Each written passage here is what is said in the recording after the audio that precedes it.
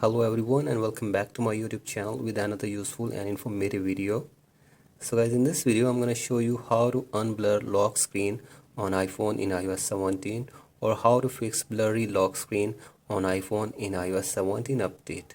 So guys, if you have updated your device to the latest version and whenever you are trying to put a wallpaper on your iPhone, it becomes blurry. Here I will show you how can you fix it.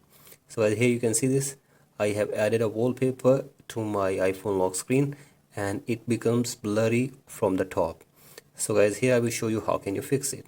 So first of all, go back to your home screen and from here open your gallery and from here select any wallpaper from here, and from here you have to simply tap on this arrow button, scroll it below, tap on use as wallpaper, and here you can see if you zoom in or zoom out it becomes blurry when you zoom out.